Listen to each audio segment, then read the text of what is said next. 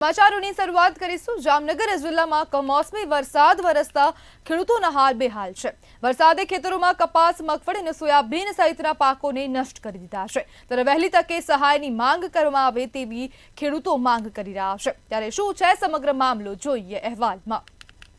જામનગર જિલ્લામાં કમોસમી વરસાદ વરસતા ખેડૂતો મુશ્કેલીમાં મુકાયા છે। જિલ્લામાં સૌથી વધુ મગફળીનું વાવેતર આ ચોમાસુ સિઝનમાં થયું હતું, પરંતુ ધ્રોલ પંથકમાં આવેલા સોયલના ખેતરોમાં મગફળીના પાથરા તૈયાર હતા અને ખેડૂતો થ્રેસર મશીનથી પોતાની મગફળી કાઢવાની તૈયારી કરતા હતા। ત્યારે જ કમોસમી વરસાદ વરસતા તમામ મગફળીનો પાક છે તે નિષ્ફળ ગયો છે, જેના કારણે ખેડૂતોના મોઢા પર ચિંતાના વાદળો જોવા મળી રહ્યા છે અને કેટલાક ખેડૂતો તો મહેનત પર પાણી ફરી વળતા હતા થતા જોવા મળ્યા છે। માંડવી વાવી હતી અમે અને કુદરતના કેરથી બધી માંડવી વિફળ ગઈ છે અને સરકારને વિનંતી છે કે ભાઈ પ્લેન ક્રેશ થાય તો 1-1 કરોડ સહાય આપે છે। ખેડૂતને 12,000 દઈને કહે છે કે હવે તમે ઘર ભેગા થઈ જાવ, તો કરવાનું શું અમારે? ખેડૂત શું આ માંડવી ને આ બધું વેચીને પ્લેનમાં બેહીને પછી વીમો પકાવે ને એ બધું કરે તો થાય? હવે આમાં ભૂકોય બગડી ગયો છે, માલધારીઓને નુકસાન છે, ઘણું બધું આમાં નુકસાન છે, તમે જોઈ શકો છો। કુદરતના માવઠાએ, કુદરતના કેરથી જ્યાં 3-4 દિવસથી છાંટા અને વરસાદ આવે છે, એમાં અમારા ગામમાં જોઈએ તો 3, 3.5 કે 4 ઇંચ જેવો વરસાદ પડી ગયો છે।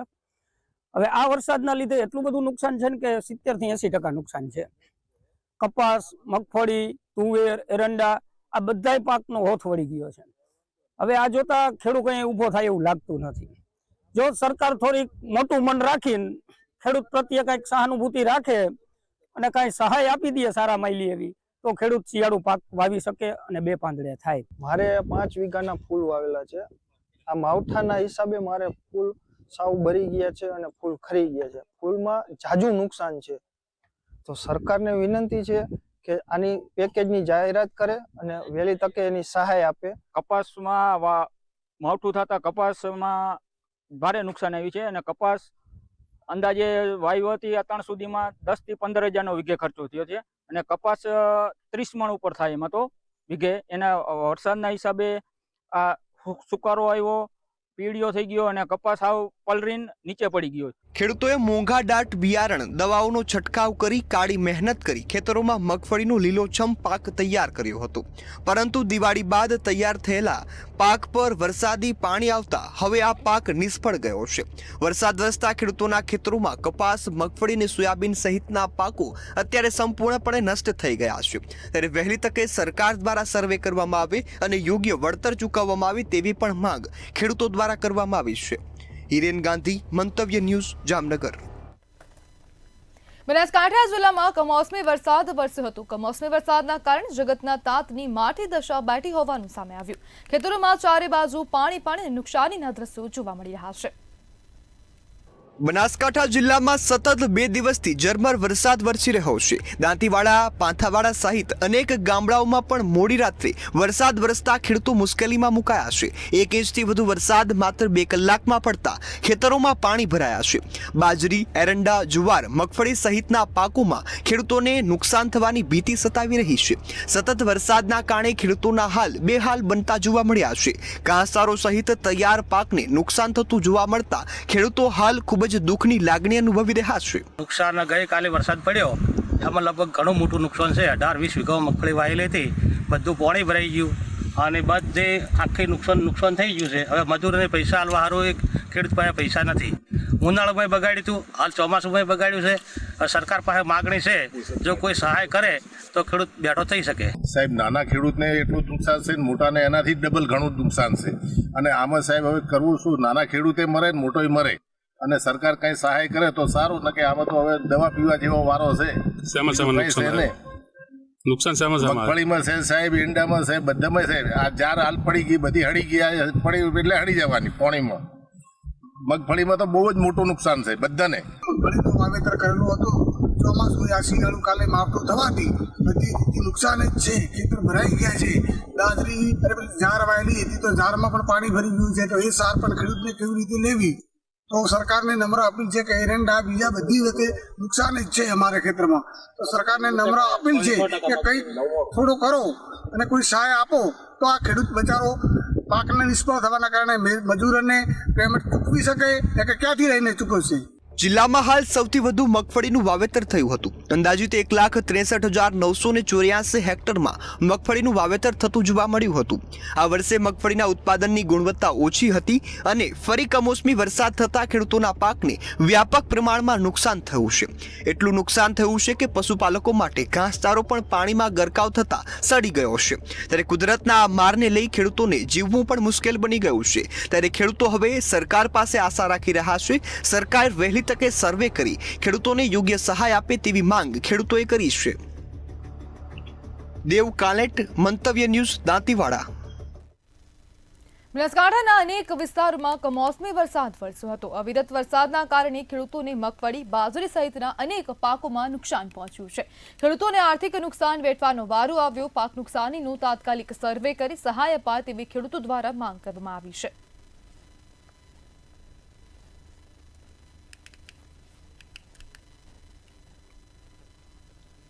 ખંભાત તાલુકા વિસ્તારમાં છેલ્લા 2 દિવસમાં 60 થી 70 મીમી જેટલો કમોસમી વરસાદ વરસતા રવિ પાકોને ભારે નુકસાન થયું છે.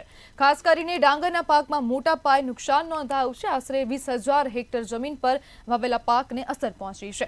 ઉંદેલ, ભુવેલ, વતરા, નગરા, બામણવા, જલુંદ, ભાલબારા, ગુડેલ, તામસા, ગોલાણા અનેક ગામોમાં પાક બરબાદ થવાથી ખેડૂતોમાં ભારે ચિંતા છવાઈ છે. અણધાર્યા વરસાદથી ખંભાતના ખેડૂતોના ચહેરા પર નિરાશા અને મુશ્કેલીના વાદળો ઘેરાયા છે.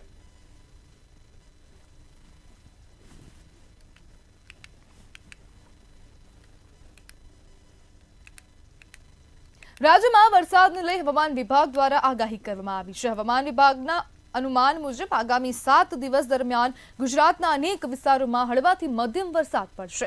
આજે અમરેલી અને ભાવનગર જિલ્લામાંથી ભારે વરસાદની આગાહી છે. જ્યારે જૂનાગઢ, ગીર સોમનાથ, દીવ અને બોટાદમાં પણ વરસાદી ઝાપટા વરસવાની શક્યતા છે. ભરૂચ, સુરત અને તાપી સહિત દક્ષિણ ગુજરાતના વિસ્તારોમાં છૂટાછવાયા વરસાદની સંભાવના છે. 30 નવેમ્બરે પોરબંદર, જૂનાગઢ અને ગીર સોમનાથમાં વરસાદની શક્યતા છે. જ્યારે 31 ઓક્ટોબરે દ્વારકા, પોરબંદર અને જૂનાગઢ જિલ્લામાં અતિભારે વરસાદ પડવાની આગાહી છે. અરબી સમુદ્રમાં સર્જાયેલા ડિપ્રેશનના કારણે હવામાનમાં આ ફેરફાર જોવા મળ્યો છે. માછીમારોને આગામી 5 દિવસ સુધી દરિયો ન ખેડવાની ચેતવણી છે.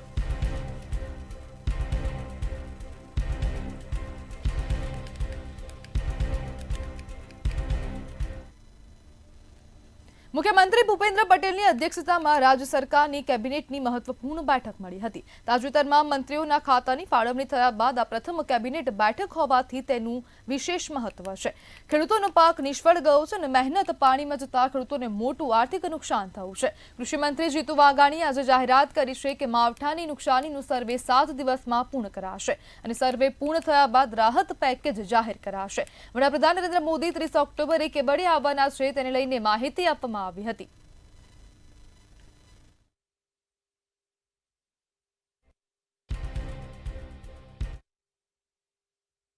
માનનીય વડાપ્રધાન શ્રી 30 ઓક્ટોબર એકતાનગર ખાતે આવી પહોંચવાના છે. ટેન્ટેટિવ 30 મે બપોરે 4:15 કલાકે વડોદરા પહોંચશે અને ત્યાંથી 5:30 કલાકે Ektanagar Kevadia statue of unity ખાતે પહોંચવાની સંભાવનાઓ છે. તમામ રાજ્યના ખેડૂતોને હું આશ્વસ્ત કરું છું કે જ્યાં પણ નુકસાન છે, જ્યાં પણ અસરગ્રસ્ત ખેડૂત છે, ખેતર છે, એ તમામના પ્રત્યે રાજ્ય સરકાર તમામ રીતે એમની બાજુમાં ઊભી છે. એટલે કોઈ 5 જગ્યાએ ગયા એટલે બીજા કોઈ તાલુકા અથવા બીજી કોઈ ગામ રહી જશે આવી કોઈ માનસિકતામાં કોઈ ખેડૂત ન રહે. સકારાત્મક રીતે પોઝિટિવનેસતાથી એ રાજ્યની સરકાર નિર્ણય કરવાની છે. દેશમાં સતત ચક્રવાત વધી રહ્યા છે. ગ્લોબલ વોર્મિંગની અસરથી દેશના વાતાવરણમાં પલટો આવી રહ્યો છે. ચક્રવાત અંગે પૂર્વ હવામાન અધિકારી સાથે વાતચીત કરી તેમણે જણાવ્યું કે સૌ પ્રથમ ચક્રવાતનો ઇતિહાસ સેંકડો વર્ષ જૂનો છે, પરંતુ તાજેતરના વર્ષોમાં ચક્રવાતની સંખ્યામાં વધારો થયો છે. તેનું કારણ ગ્લોબલ વોર્મિંગ હોવાનું માનવામાં આવે છે. સાયક્લોન એક એવી પ્રક્રિયા છે કે ઉષ્ણકટિબંધમાં કાયમ સાયક્લોન બનતા જ હોય છે, પરંતુ કઈ સિઝનમાં બનવા અને કઈ રીતે રિકર્વ થવા એ અગત્યનું છે. અને સાયક્લોન આપણે ચોમાસા પહેલાં અને ચોમાસા પછી હંમેશા બનતા હોય છે.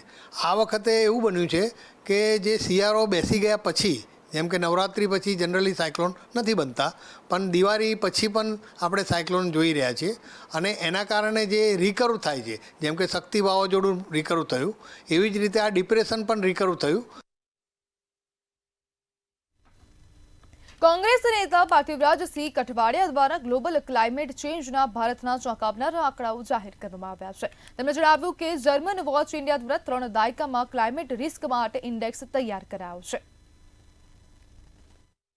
ગ્લોબલ ક્લાઇમેટ ચેન્જના જે આંકડાઓ છે, જે રેન્કિંગ છે, તે ચોંકાવનારું છે. જર્મન વોચ દ્વારા છેલ્લા 3 દાયકામાં સમગ્ર વિશ્વમાં ક્લાઇમેટ રિસ્ક ઇન્ડેક્સમાં ભારત દેશને 6થા ક્રમે મૂક્યું છે.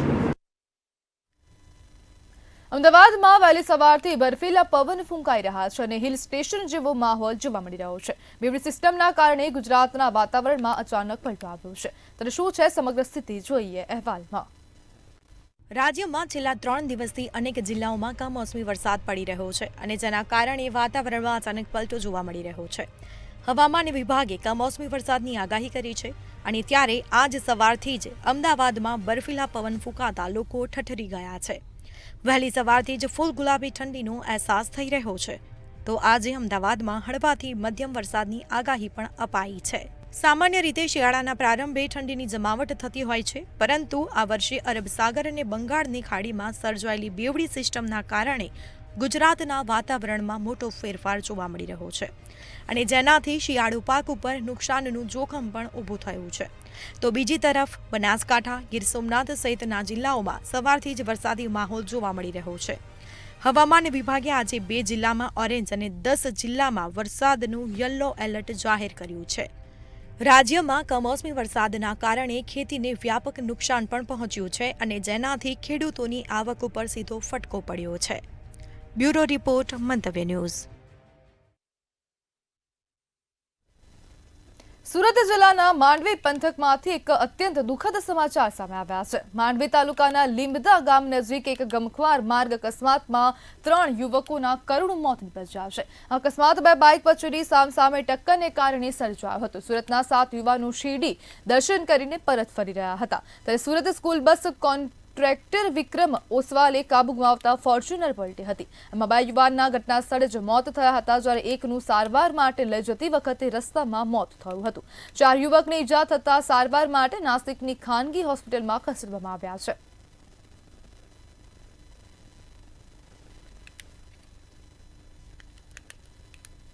મહીસાગરમાં હિટ એન્ડ રનની ચકચારી ઘટનાનો મામલો સામે આવ્યો છે. ઘટના બાદ મહીસાગર પોલીસ ટીમ એક્શનમાં આવી છે. પોલીસે કાર ચાલક અને અન્ય એકની અટકાયત કરી છે. આરોપીનો હોસ્પિટલમાં લીકર ટેસ્ટ કરવામાં આવ્યો છે, જ્યારે અન્ય એક બાઇક ચાલકની જુબાની લઈ ફરિયાદ નોંધી હતી. બાઇક સવાર બંને વ્યક્તિ દાહોદના હોવાનું સામે આવ્યું. બંને શ્રમિક કામ કરી પોતાના વતન પરત ફરી રહ્યા હતા. પોલીસે બંને આરોપીને ઝડપી વધુ કાર્યવાહી હાથ ધરી.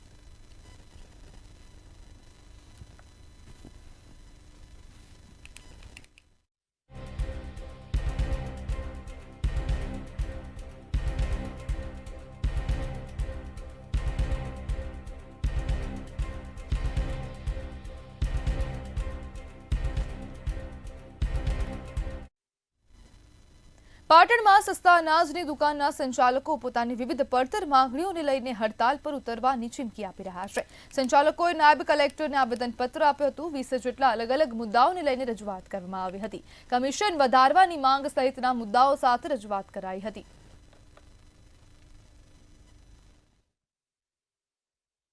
અમારી 1 થી 20 માગણીઓ હોય, જ્યાં સુધી અમારી માગણીઓ સરકાર સંતોષશે નહીં ત્યાં સુધી અમે ચલણ જનરેટ કરવાના નથી, કે ચલણના પૈસા ભરવાના નથી, કે ગોડાઉનનો માલ ઉતારવાના નથી, કે અમે વિતરણ કરવાના નથી. અમારી ઘટ, અમારું કમિશન, ખોટા પરિપત્રો જ્યાં સુધી અમારી માગણીઓનું સંતોષાશે, સર્વ માગણીઓ સંતોષાશે નહીં ત્યાં સુધી અમે આ હડતાલ પાછી ખેંચવાના નથી. અને સરકાર જોડે પણ અમે અપેક્ષા રાખીએ કે અમારી સાચી અને હકની માગણીઓ હોય, અમે તત્પર્યા માગણી અમારી સરકાર સ્વીકારે એવી પણ અમે આશા રાખીએ. અરવલ્લીના મેઘરજમાં ફરી ડીએપી ખાતર માટેની મોટી લાઈનો લાગી હતી. બે દિવસથી ખેડૂતો ખાતર માટે વલખા મારી રહ્યા છે. મેઘરજના બજારોમાં ખુલ્લામાં ખાતર કાળા બજારમાં 2500 સુધી વેચાતું હોવાના ખેડૂતોએ આક્ષેપ કર્યા છે. એક તરફ કમોસમી વરસાદના કારણે ખેડૂતો બેહાલ બન્યા તો બીજી તરફ ખાતર માટે ખેડૂતો વલખા મારી રહ્યા છે. ખેડૂતોની વેદના સાંભળવા માટે સ્થાનિક નેતાઓ કે અધિકારીઓ પાસે પણ ટાઈમ નથી.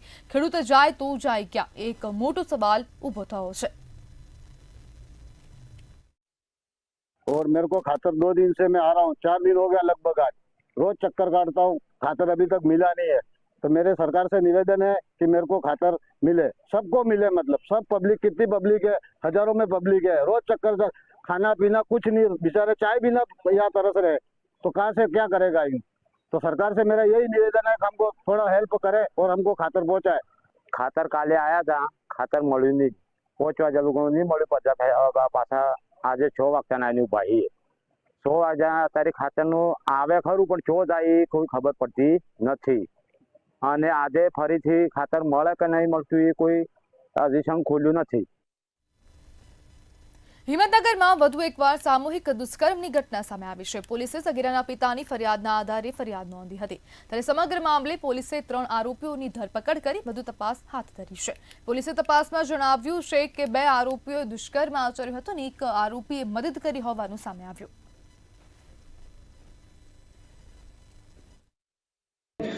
તારીખ 27ના રોજ સામૂહિક દુષ્કર્મની ફરિયાદ નોંધાયેલ છે. જે ભોગ બનનાર છે તે સગીર વયની બાળા છે. તેના પિતાજી તરફથી ફરિયાદ નોંધાવવામાં આવેલ છે. એમાં કુલ 3 આરોપીઓ છે. બનાવની વિગત એવી છે કે 26 તારીખના સાંજના 6, 6:30 આસપાસ અંધારાનો સમય થતા આરોપીઓ પૈકી ના એક વ્યક્તિએ બાઇક આડું રાખીને આ બાળાને લાફો મારીને એને ખેતરમાં ખેંચી લીધેલું અને 2 આરોપીઓએ તેના સાથે દુષ્કર્મ કરેલું અને 3જા આરોપીએ તેને પકડી રાખેલી હતી. આ 3 આરોપીઓને તાત્કાલિક પોલીસે શોધખોળ કરી અટકાયત કરેલી અને એમને અટક કરી. ધોળકા રોડ પર મળી આવેલી યુવતીની હત્યાનો ભેદ ઉકેલાયો છે. અમદાવાદ ગ્રામે એલસીબીએ એક શખ્સની ધરપકડ કરી વધુ તપાસ હાથ ધરી છે. તપાસમાં ખુલાસા દરમિયાન જાણવા મળ્યું કે આરોપીએ યુવતી સાથે શારીરિક અડપલા કર્યા બાદ તેની હત્યા કરી હતી. આરોપીએ જે વિક્ટિમ છે એમની સાથે અગાઉ વાતચીત કરેલી હતી અને એમને શારીરિક અડપલા કરવાના નામથી જ્યારે વિક્ટિમે ના પાડી તો એમને ધક્કો મારીને એમને માથામાં ઈજા થઈ અને ગળે ટૂંપો મારીને એમની મૃત્યુ નિપજાવી હતી. તો આ રીતનો આખો બનાવ છે અને આમાં અલગ અલગ માધ્યમથી આખા અમદાવાદ ગ્રામ્યની ટીમોએ સહિત મહેનત કરીને આરોપીને અટક કરેલ છે. અમદાવાદના બોપલમાં થયેલ હાઈ પ્રોફાઇલ રેવ પાર્ટીમાં ઝડપાયેલા વિદેશી વિદ્યાર્થીઓમાં 3 વિદ્યાર્થીઓ જીટીયુ યુનિવર્સિટી સંલગ્ન જીપેરીના પણ હતા. આ વિદ્યાર્થીઓ કરેલ ભૂલને જીટીયુ દ્વારા ગંભીરતાથી લેવામાં આવી છે. રેવ પાર્ટીમાં દારૂની મહેફિલ માણતા ઝડપાયેલા વિદેશી નાગરિકો વિશે આઈસીસીઆરમાં જાણ કરવામાં આવી હતી. આઈસીસીઆર જે નિર્ણય કરશે તે મુજબ કાર્યવાહી કરવામાં આવશે. આવા કિસ્સાઓમાં વિદેશી વિદ્યાર્થીઓની સ્કોલરશીપ પણ રદ થાય છે. આ આઈસીસીઆર મારફત વિદ્યાર્થીઓ ફાળવવામાં આવતા હોય આપણે આઈસીસીઆર દ્વારા જાણ કરવામાં આવેલી છે અને આપણે 3 વિદ્યાર્થીઓ છે આઈસીસીઆરને આ અંગેનો રિપોર્ટ મોકલી આપવામાં આવ્યો છે. એકોર્ડિંગલી જે દિલ્હી આઈસીસીઆરની હેડ ઓફિસ છે ત્યાંથી જે કંઈ બી ડાયરેક્શન આવશે તે પ્રમાણે આપણે કાર્યવાહી કરીશું. આવું કરનાર વિદ્યાર્થીઓ પર મોટાભાગે કેવા પગલાં લેવાતા હોય છે? એટલે મોટાભાગે આવ્યું જો આપણા લોકલ સ્ટુડન્ટ હોય અથવા તો આઈસીસીઆરના સ્ટુડન્ટ હોય તો એને એડમિશન રસ્ટિગેશનના આપણે પગલાં લેતા હોય. નવસારી જિલ્લાના વાસંદા તાલુકામાંથી પસાર થતા Vapi Shamlaji national highway number 56 પર મસમોટા ખાડાઓ પડ્યા છે. સ્થાનિકો તેમજ વાહન ચાલકો ખાડાથી હેરાન પરેશાન થઈ રહ્યા છે. ત્યારે હાઈવે ઓથોરિટીના અધિકારીઓએ 15 દિવસમાં સમારકામ કરવાની ખાતરી આપી હતી. તેમ આજ દિન સુધી ખાડા તેવા ને તેવા જ જોવા મળી રહ્યા છે. ત્યારે વાસંદાના ધારાસભ્ય આનંદ પટેલે કેન્દ્રીય મંત્રી નીતિન ગડકરીને ખુલ્લો પત્ર લખી ચેતવણી સાથે હાઈવેનું સમારકામ કરવાની રજૂઆત કરી છે.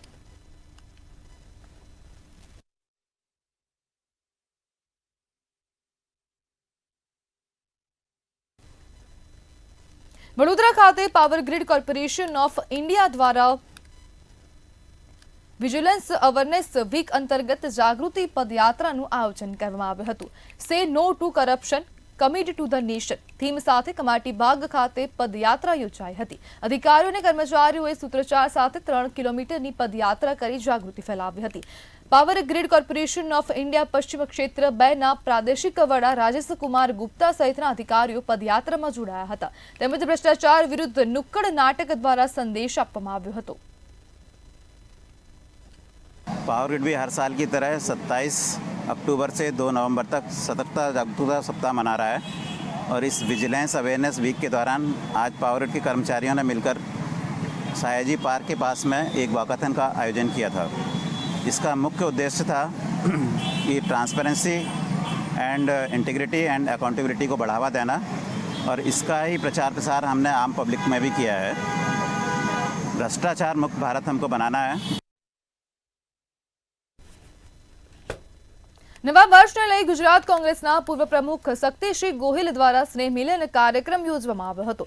શક્તિસિંહ ગોહિલે રાજ્યમાં પડેલા કમોસમી વરસાદને લઈ ખેડૂતો પ્રત્યે સંવેદના વ્યક્ત કરી હતી. તેમજ કહ્યું કે માવઠામાં થયેલા નુકસાનનું વહેલી તકે સર્વે કરી ખેડૂતોને વળતર આપવું જોઈએ.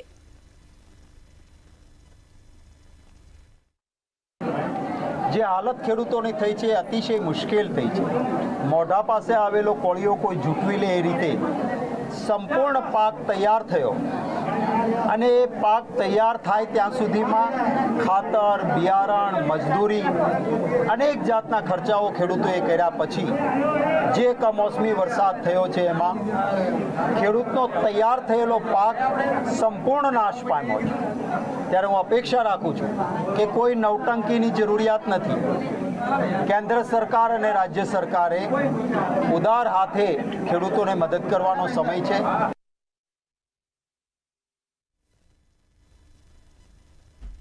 સમાચારમાં આગળ વાત કરીએ તો પાલનપુરથી આ સમાચાર ચોરીનો ભેદ ઉકેલાયો છે તો પોલીસ દ્વારા કામગીરી કરવામાં આવી. પાલનપુર ચોરીનો ભેદ ઉકેલાયો છે. એલસીબીએ ઘરફોડ ચોરીઓનો ભેદ ઉકેલ્યો છે. એલસીબી 500 થી વધુ સીસીટીવી ચેક કર્યા હતા અને આ ચોરીનો ભેદ ઉકેલવામાં આવ્યો છે. તો એલસીબી પોલીસ દ્વારા મહત્વપૂર્ણ કામગીરી કરવામાં આવી. અમદાવાદની રાજા ટકલા ગેંગને દબોચી પાડવામાં આવી છે. 3 લોકોની ગેંગ બનાસકાંઠામાં 6 લોકો જોવા મળ્યા. ઉત્તર ગુજરાતમાં 12 ઘરફોડ ચોરીને અંજામ આપી ચૂક્યા છે. તો આ ચોરીઓનો ભેદ ઉકેલી દેવામાં આવ્યો છે અને પોલીસે ગેંગને દબોચી 12 ચોરીઓનો ભેદ ઉકેલ્યો છે. એલસીબી પોલીસ દ્વારા કામગીરી કરવામાં આવી. સમગ્ર મામલે પોલીસે વધુ તપાસ હાથ ધરી છે. પોલીસ અધિક્ષક બનાસકાંઠા જિલ્લામાં બનતા પ્રોપર્ટી ઓફેન્સના જુદા જુદા જે બનાવ છે, ઘરફોડ હોય, વાહન ચોરી હોય અથવા અન્ય ચોરી હોય, તે પ્રોપર્ટી ઓફેન્સના બનાવને શોધી કાઢવા માટે એલસીબીની જુદી જુદી ટીમે કામમાં હતી અને છેલ્લા 1 મહિનાથી આ કામગીરી શરૂ હતી. આ કામગીરી દરમિયાન જે બનાસકાંઠા જિલ્લામાં ઘરફોડના અથવા ચોરીના બનાવ બનેલ છે તે અનુસંધાને 500 થી વધુ સીસીટીવી કેમેરા ચેક કરીને ઘરફોડ ચોરીનો અને ચોરીને બનાવ કરનાર, ચોરી કરનાર એક ગેંગને પકડવામાં આવેલ છે. આ ગેંગના જે પ્રમુખ છે એ રાજા ટકલા નામના એક આરોપી છે. તેના નામથી આ ગેંગ ઓળખવામાં આવે છે. જે મુખ્ય આરોપી છે, જે રાજા ટકલા છે, આ મૂળ વતની બિહારના છે, અમદાવાદમાં મજૂરી કરે છે. બનાસકાંઠાથી આ સમાચાર ગરનાળામાં ડૂબી જતા મહિલાનું મોત થયું છે. તો આ મોતના સમાચાર બનાસકાંઠા ખાતેથી સામે આવ્યા. ગરનાળામાં ડૂબી જતા મહિલાનું મોત થયું છે. બનાસકાંઠા ખાતેથી આ સમાચાર ગરનાળામાં ડૂબી જતા મહિલાનું મોત થયું. અમીરગઢના ઇકબાલગઢમાં આ ઘટના બની છે. ગરનાળામાં ભરેલા પાણીમાં ડૂબી જતા મોત નીપજ્યું છે.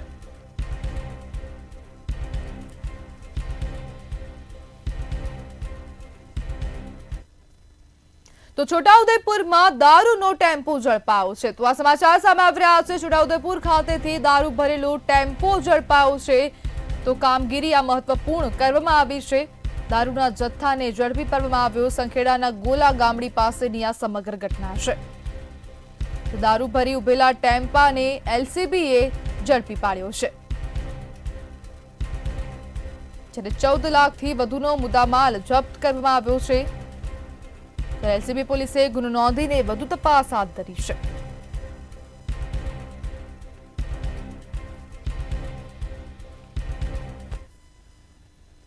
તો સમાચારોમાં હાલ બસ આટલું જ। વધુ માહિતી માટે જોતા રહો મંતવ્ય ન્યૂઝ। નમસ્કાર।